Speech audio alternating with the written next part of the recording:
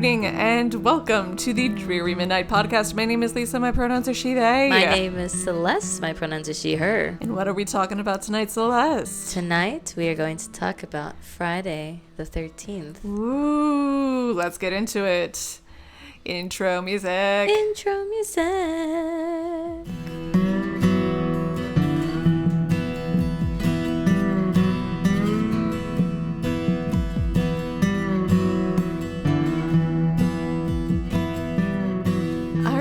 So triskaidekaphobia. Yeah, I knew you were gonna say that word as soon as I was like the first word that Lisa's gonna say. Yes. Yeah, because you've been saying that word like every other episode.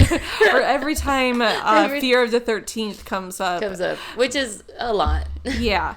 But it's weird because it's like I used to think, oh, this is gonna be such a hard word to say, triskaidekaphobia. In Greek, it literally means 3 and 10 fear. Exactly. So it's just like once you break it down, it's like tris. Well, you know Greek, phobia. If anyone can do Greek things, it's you. Greek. Appreciate that. I feel like the full-blown classicists in the audience will be able to call me out a mile away, but appreciate that. Greek and Egyptian, that's when I can count on you. Okay, appreciate that. No, speaking of, we're going to be talking about Friday the 13th, the superstition and the actual day, not the movie. Correct. Although that comes up later. Yeah. But the reason I wanted to make an episode about Friday the 13th specifically is because we just had a Friday the 13th this month on September 13th, 2024. Yeah. Yeah. So it was as we're recording this, it was about 10 days ago. And our next Friday the 13th will be in December. Ooh, cool. Yeah. It always happens when the first of the month is on a Sunday. Yep. Yeah. I saw that when I was researching, and I told James, hey, can you look up what September 1st was, like what day it was? And he's like, oh, it's a Sunday. And I was like, it was right. And he said, December is a Sunday too. And I was like, yep. Cool. Anyway, so why the 13th and why a Friday? I'll get into that. Okay. But first we've already started with saying that the month has to start on a Sunday. But Another couple fun facts about Friday the 13th is because of the way the Gregorian calendar is set up and the way that it changes through leap years and everything, in order to keep with the seasons, I can't get into the whole thing because I don't understand calendars, but basically there will always be a Friday the 13th at least once a year. Okay. And the maximum number of Friday the 13th that can occur within a year is 3. Okay. There will never be more than 3, and there will never be less than 1. Okay. Yeah, even on leap years, there's a Friday the 13th. That's so wild. Isn't it? Yeah, because we had a leap year this year as well, and now we have at least 2. Yeah. So the last time we had a year with 3 Friday the 13th was 2015. Okay. And the next time will be in 2026. Okay. When it happens, is it always the same months? Or no, different months. Okay. But like when it's a 3, it always happens on these 3 months or something like that? No, it's I don't want to say it's random because obviously there's the pattern. There's like a cyclical thing to it, yeah. But it doesn't necessarily happen the same. Like I have literally a list here. So 2015, it was February, March, and November. And 2026, it's going... Oh, shit, you're right. It is February, March, and November. I take back my words. Now I'm curious.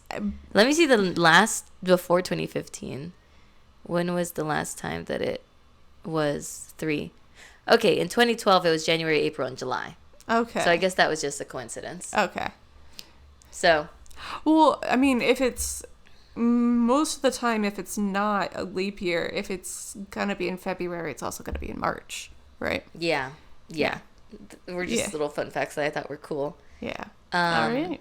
These are all cool number facts, but now we can get into the meat and bones of the superstition. So the fear of the number 13th is triskaidekaphobia, which means 3 and 10 fear. Yes, and the fear of Friday the 13th. Do you know what that is? No. Okay. It's probably something triskaidekaphobia. Yes. Yeah. It is paraskevi decatressophobia. Pereskevi hang on. Because Pereskevi decatrace. Pereskevi decatriophobia. Pereskevi it's like a tongue twister. Yeah, Pereskevi decatriophobia.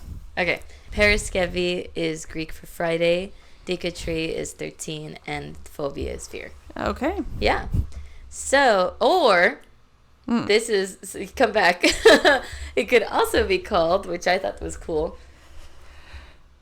No thanks. Frigga triskaidekaphobia? Because the Old Norse Frigg is Friday's named after. That's getting into, like... And we're going to get into that. Well, that's getting into crossing the... crossing languages. I know. Which is kind of annoying. It's made like a whole new word. Yeah. The main theory as to why people are scared of the number 13 is because the number 12 is seen as kind of a complete number. There's 12 days of Christmas, 12 months, 12 zodiac signs, 12 layers of Hercules, 12 gods of Olympus, 12 tribes of Israel, 12 apostles of Jesus. And 13 just seems to be kind of a disruptor of that. Well, in math, before, there's a lot of like base 10, like with meters and kilometers. Yeah. But imperial is like base 12. Yeah. So imperial is base 12, so it's a lot of like divisible by 60, divisible by 12, which is very easily divisible into like 2, 3, 4, 6. Yeah. Yeah. 13 is the next prime number. So, yeah. Since there are hardly any written texts actually calling Friday the 13th unlucky, like specifically Friday the 13th. As opposed to like Friday the 11th. Or Friday or just 13. Yeah. Until fairly recently, the origins of this superstition are pretty murky, but nonetheless, there are multiple possible origins, any or all of them possible. So, first, this is what I had the most fun researching, and to be honest, most of this is just my own words because the two sources that I had, I was like, but they don't go into the entire thing. So this is the Norse mythology. Okay. So one possible origin of this superstition of Friday the 13th has its roots in Norse mythology, specifically with the death of Balder. Okay. How much do you know about Norse mythology? Low to mid. Balder is the wolf, correct? Balder is... Oh, okay. No, the wolf is... Fenrir. Yes. Yeah. Was Balder the one that got his arm cut off? No. No. That wasn't him. Was Balder the one that dies because of the holly leaf? Okay, so... And that starts the apocalypse, or... Let me get into this. So, the death of Balder... For those who don't know about this very important event in Norse mythos, buckle up, babes. Okay. I'm giving a very brief summary, okay? Right. And most of this is from my own recollection. Memory. Yeah. So, one of Odin's sons was named Balder. He was the benevolent god of summer, joy, all things great, apparently. He was loved by all and overall good, and when he was born, I was either Odin or his mom, who basically made it so that everything and everyone had to promise they wouldn't kill him. So Balder was basically immune to death. However, Mistletoe was too young to make said promise and was the one thing that could kill Balder because it was the one thing that never promised to not kill him. I am impressed. Keep that in mind. I am impressed that ancient myth has the ability of cognition for consent. Yeah. Like, Mistletoe isn't old enough to understand what they're agreeing to, so they can't yet. Yeah. That's still a legal principle today. Exactly. Yeah. So, years pass, Balder's an adult, blah, blah, blah, and... Presumably, the entity that is Mistletoe is also an adult. Yeah. But no one circles back to make sure. I guess not. Yeah. So... The gods would throw parties, and at these parties, sometimes they would have a fun game where they would basically just throw weapons and shit at Balder because nothing could kill him.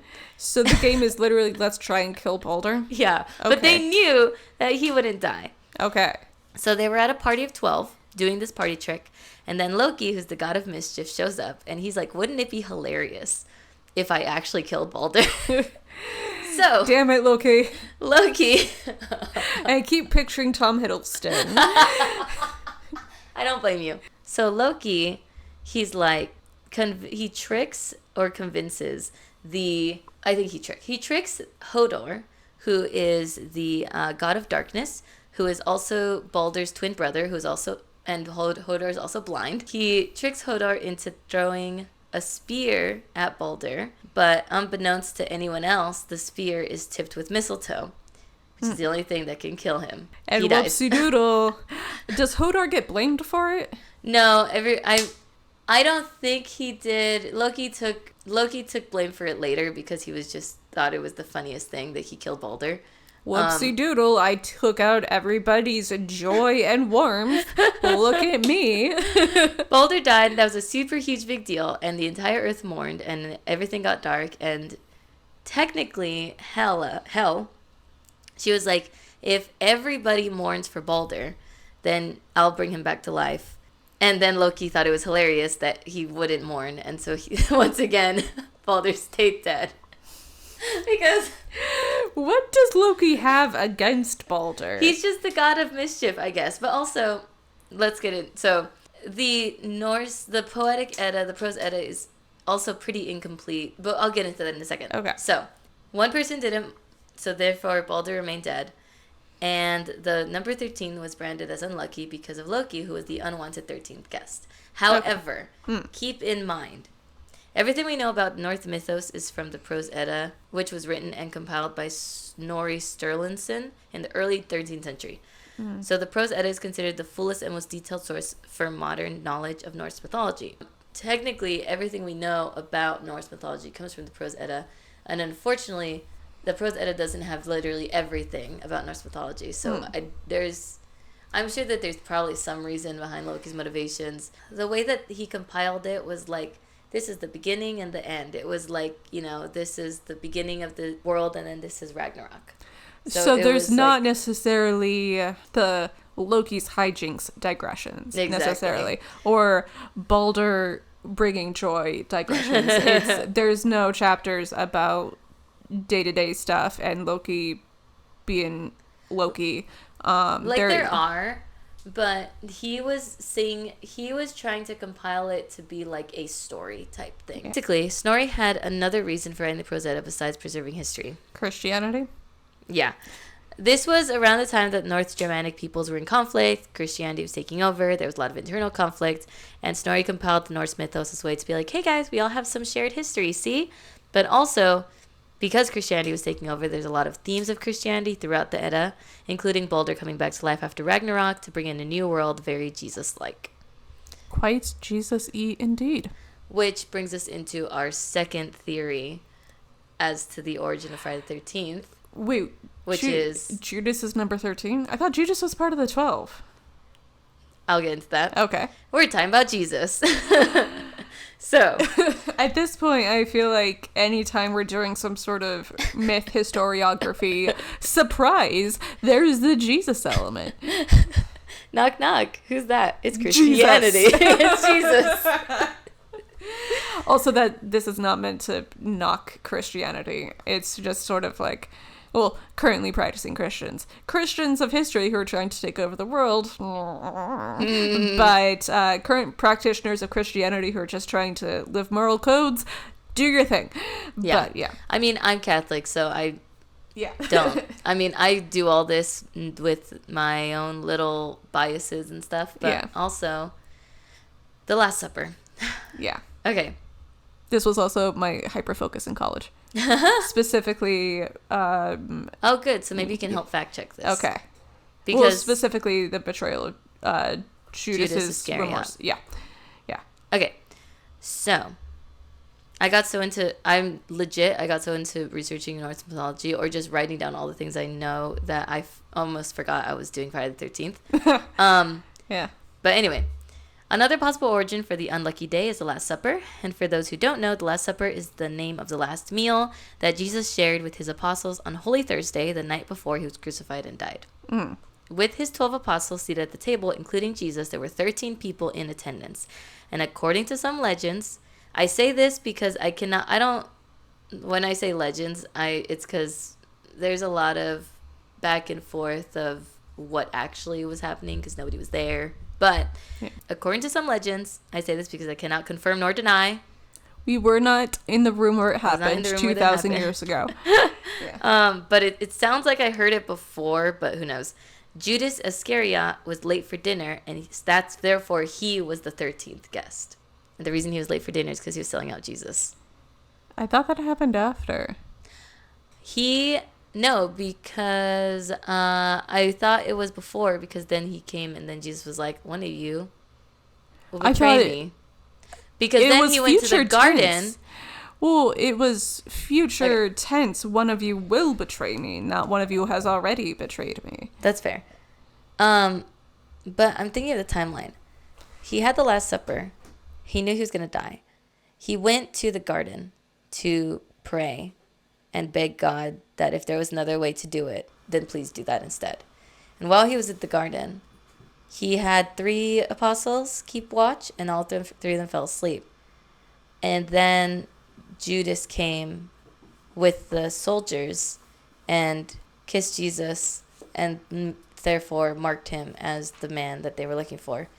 Did he do this after the Last Supper or before the Last Supper? I thought he was doing it before. Okay, Lisa is taking out their Bible. So, according to the very handy English headers in my edition of the Greek New Testament, Judas's agreement to betray Jesus happens in the section just before the Passover with the disciples. Hang on one second. I'm going to grab my English Bible because your boy forgot some of their Greek. I'll be right back. Okay. So Lisa has their Bible out. I'm pretty sure this is the first time I've opened my New Revised Standard Version in ages, but this is from the New Revised Standard Version that I got in like 2003 for the 3rd grade. Okay. So technically we're both right.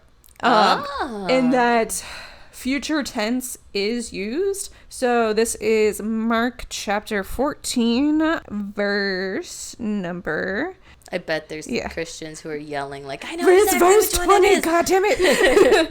But it's verse 20. So Mark 14:20 says, he said to them, Jesus is speaking, it is one of the 12, the one who is dipping bread into the bowl with me. Wow, he really called them out, didn't he? But verse 18 says, Jesus said, truly I tell you, one of you will betray me, one who is eating with me. And so there's that future tense, and Judas... But does Jesus go before or after? Because maybe he's like, you sold me out, but he hasn't technically done the act of kissing him yet. Correct. So it could be that. So Mark 14:10 is like the subheading for Judas agrees to betray Jesus. So he goes, it seems like, if I have my timeline right, he goes in the afternoon to the chief priests, and that's when the money exchange actually happens. The next section is the Passover with the disciples, and it just says, and the 12 go, so on and so on. And then... so no evidence that he was late or that he was the 13th guest. Correct. So this is, again, according to Mark, at this point, 14:43, the betrayal and arrest says, immediately while he was still speaking, Judas, one of the 12, arrived. Maybe he was late, but then it says earlier that Jesus and the 12 go, and so usually when you're using a collective noun like the 12, these, who are the authors here? Mark and who? Mark and a little bit of Matthew. Okay, because I know that one of them like summarizes way more, and the other one is a little more specific. Yeah, like because it's basically just like you got like 3 or 4 people's perspective on the same event. Yeah, it's 4 people's perspective, and because like it's Matthew, Mark, Luke, and John. Yeah, right. And from like actual, I don't know things. The human, like, so historically speaking, Mark was the earliest written. Mark may not have met historic Jesus personally, but he's like half a generation removed to a full generation removed. Matthew and Luke are definitely a full generation removed, and John is like a generation and a half to 2 generations removed from Jesus to the person actually writing it. Got it. Because so like Mark was written in if I remember my timelines right, Mark was written in like, I want to say the 40s or 50s AD. Hey, it's Editing Lisa here. I'm just going to hop in real quick before I completely butcher all of these dates. But according to St. Paul Center, quote, modern scholarship tends to date Mark's Gospel around AD 70 to 75, Matthew around 75, Luke around 80 to 90 AD, and John around 90 to 100 AD. End quote. In glancing around, there are some dates that vary. One source on Wikipedia has Mark as early as 66 AD and John as late as 110 AD. And there's a lot of cross-referencing about did such and such author have Jesus predict such and such event or not. Point being that Jesus likely died in the 30s AD. The earliest writers, Mark likely being the first of them, were writing 30 to 40 years after Jesus's death in the 30s AD. That's all for now. Okay, bye.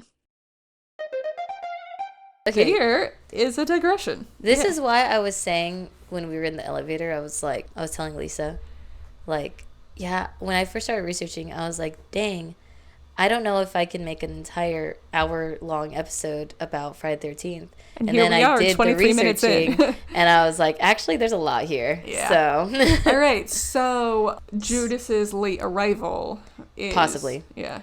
Well, either way, there were 13th people at the dinner, which the superstition that there should not be 13th guests at a dinner comes from this event.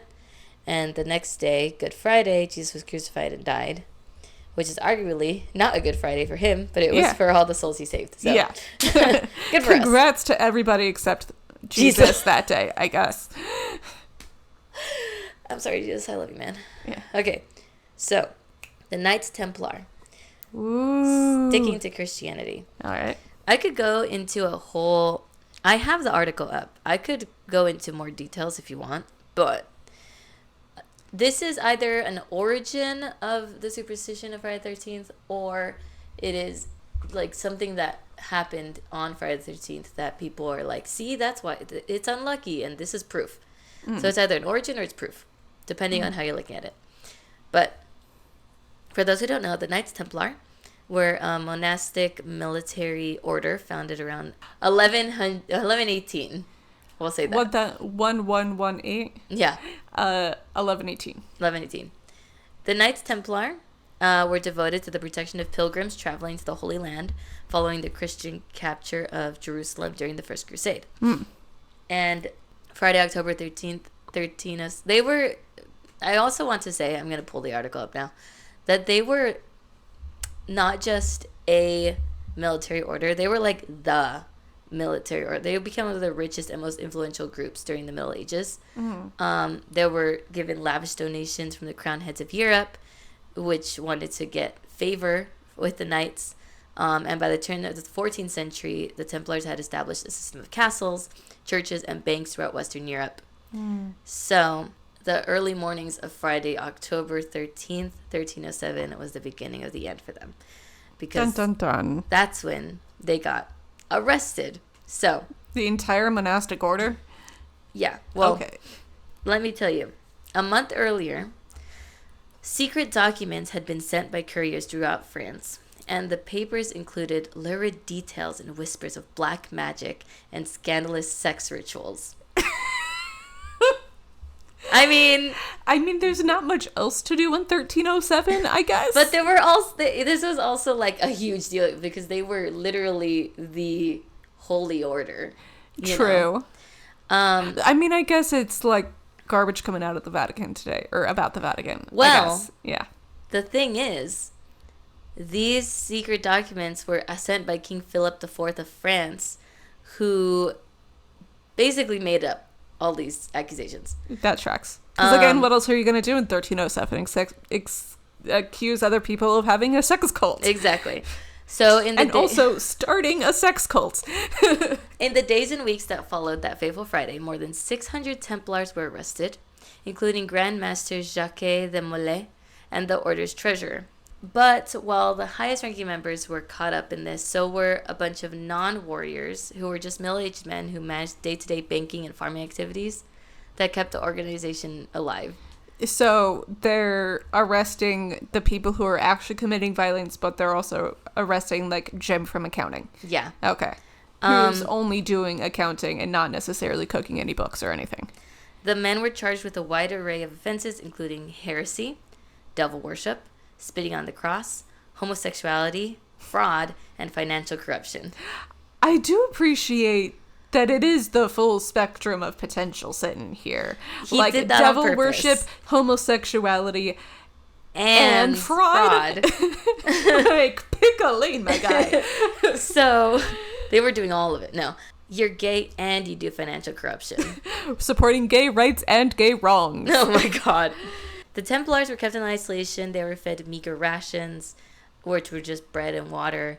They were all brutally tortured. Nearly all of them were brutally tortured. Do you want me to get into the torture methods? Am I going to not want to eat tonight? No, it's not that bad.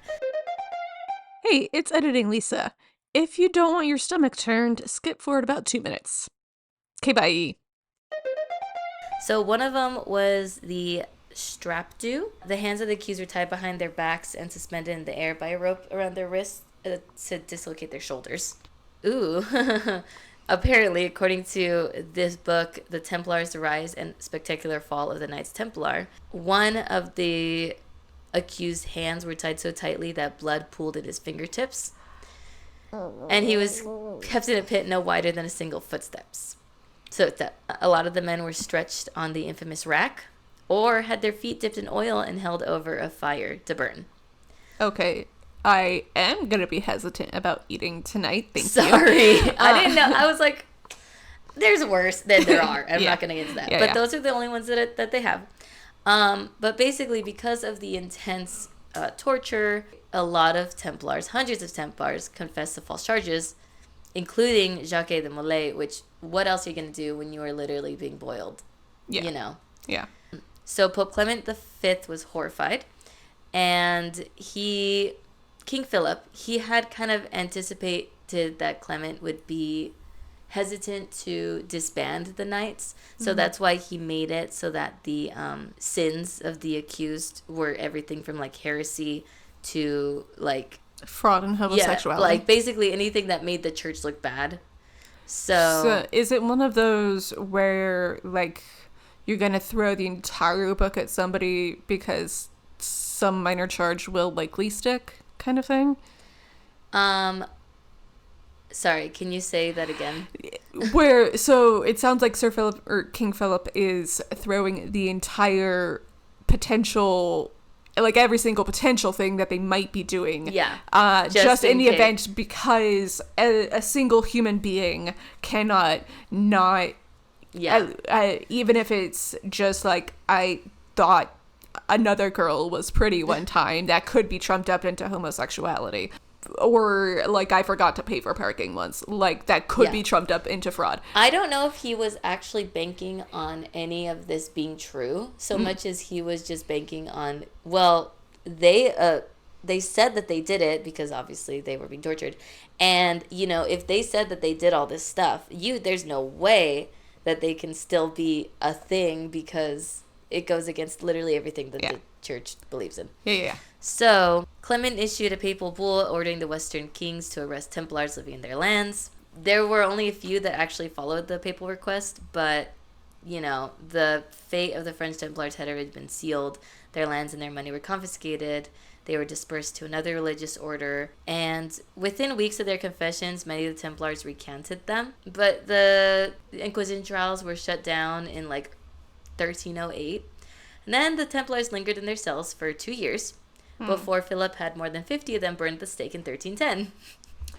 Interesting choice of death there. I know. Quite akin to witchcraft, one might say. 2 years later, Clement formally dissolved the order. The Order of the Knights Templar. Mm-hmm. And that was basically the end of it, in the spring of 1314, Grand Master Molay and several other Templars were burned at the stake in Paris, bringing an end to the era of the Knights Templar, and also just giving more credence to horrible things happening on Friday the 13th. Okay. So, how does this affect the modern world? How does it indeed? Also, real quick, just in case anybody calls me out on it, there are some biblical scholars who say, I don't believe this, that Eve tempted Adam with the forbidden fruit on Friday, and that Abel was slain by Cain on Friday the 13th. But there's no definitive proof of either of those claims, because how would there ever be any? The calendar didn't even exist back then. Yeah. Modern calendrics doesn't really work with that one. Yeah. But anyway, so despite all these ancient origins, the idea that Friday the 13th is unlucky appears to be a fairly recent phenomenon. At least it only appears in text fairly recently in human history. There are references to unlucky Friday the 13th in 19th century French works. In an 1834 article in the Revue de Paris, the Marquis de Salvo, writing about a Sicilian count who killed his daughter on Friday the 13th, wrote, "It is always Fridays and the number 13 that bring bad luck," which could imply that Friday and 13 are individually unlucky, not necessarily that it's Friday the 13th. 1834 play called Les Fenices de Grivoli. I don't know how to speak French, and I'm going to say everything with a Spanish accent. I'm sorry. Francophones of Dreary Midnight, please write in. Basically has a character that says, I was born on a Friday, December 13th, 1813, from which come all my misfortunes. It could equally be in the vein of that Douglas Adams quote of, one day the universe was created, many people thought that was a bad move. Like, it could well be that energy as much as it was a Friday the 13th thing, right? Yeah. Yeah. An 1858 play, Bloch van Vaudeville en un acte, by Henry Chivot and Alfred Duru, has a character exclaim, I have never had any luck in my life. I was born on a Friday the 13th. Okay. And what year was this? That was 1858. Okay. So, Friday the 13th in America, in the late 19th century America, apparently all executions were held on Friday, marking it as a very unlucky day. At least for those people. At least for those people. And a club called the 13th Club, the 13 Club in Manhattan, appeared in 1882. Their first dinner of 13 guests was held on Friday, January 13th, and the club went out of their way to break superstitious taboos. So, before sitting down at a 13th course dinner, members would pass beneath a ladder and a banner reading Morituri te salutamus, which is Latin for those of us who are about to die salute you. Okay. 4 former U.S. presidents, this is just a fun fact, Chester A. Arthur, Grover Cleveland, Benjamin Harrison, and Theodore Roosevelt would join the 13 Club's ranks at one time or another. Okay. Chester A. Arthur. I feel like that's the only other major thing that Chester A. Arthur did. Chester Arthur stands, don't come at me. That's the only other time I've heard his name. Anyway. What else did he do? Nothing? Add editing Lisa, look up a biography of Chester Arthur and put it in here. Jesus Christ. Hey, it's editing Lisa. So, Chester A. Arthur, basically, biggest things he's concerned with are the typical post-Civil War, how are we going to handle enfranchisement? He was originally vice president to Garfield. Garfield was assassinated 6 months into his term, so Chester A. Arthur, being vice president, takes over the presidency. I'll add the Wikipedia link in the show notes, but don't at me. I still don't think he did very much. Okay, bye. So, an important milestone in the history of the Friday the 13th legend, in particular, not just the number 13th, occurred in 1907 with the publication of the novel Friday the 13th, written by Thomas William Lawson. Okay. And, of course, the horror movie Friday the 13th, released in 1980, really did a number on perpetuating the superstition. Yeah. Although, go ahead. And Friday the 13th, the movies are the one with the scream mask, right? The ones with the hockey mask. Okay. Yeah. So with Jason as the killer. Jason. Yeah. So technically, although I've heard that the people who made it literally just used that as a title because they knew that people would be like, oh, the superstition, and didn't actually believe in the superstition. Yeah. So, what bad things happen I have a little list of bad things that happen on Friday the 13th. Is it like the Bermuda Triangle where people are paying more attention to it because it's like thought of as unlucky or something? Basically. Okay. Well, I do have some things here. So, obviously, there was the arrest of the Knights Templar. That was a bad thing that happened. Yeah. Sucks for them. Yeah. In more recent times, there was the German bombing of Buckingham Palace, which was September of 1940. Okay. The murder of Kitty Genovese in Queens, New York in March 1964. Okay. A cyclone that killed more than 300,000 people in Bangladesh in November of 1970. Okay. The disappearance of a Chilean Air Force plane in the Andes in October of 1972. The death of rapper Tupac Shakur in September of 1996. Oof. Which I didn't know that he died on Friday the 13th. Yeah. But the crash of the Costa Concordia cruise ship off the coast of Italy, which killed 30 people, which was January of 2012. So, nowadays, the fear of 13 has permeated our everyday lives. More than 80% of high-rises lack a 13th floor. Many airports skip the 13th gate. Hospitals and hotels regularly have no room number 13. And people generally don't travel or get married or do anything big like move on Friday the 13th. And there are generally less cars on the road. Yeah. But what doesn't make sense to me is if the elevator goes, you say the number 12 and then the next floor up you call number 14. But it's still the 13th floor. So, like, I've heard of some situations, I think more in China, where they just won't do that floor in particular. And in China, it's the unlucky Japan number is 4, not 13. Is it? I don't remember. It's China, specifically Cantonese.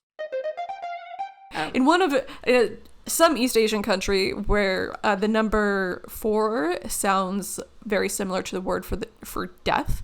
So the number 4 is the one that's considered unlucky. 13 is just another number.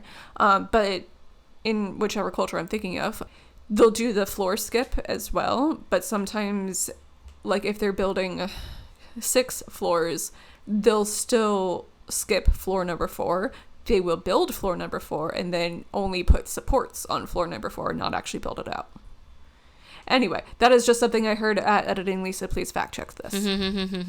According to folklore, there are certain things that you can do to counteract the unluckiness of Friday the 13th. You can either climb to the top of a mountain or skyscraper and burn all the socks you own that have holes in them. That seems like a lot. Or you can stand on your head and eat a piece of gristle. Where does one even get gristle? I have no idea. Okay. It doesn't seem possible to be upside down and eat something at the same time. I mean, the throat has a lot of muscles, doesn't it? So, I suppose so. Yeah. Modern experts suggest that most bad luck on this day is self-inflicted.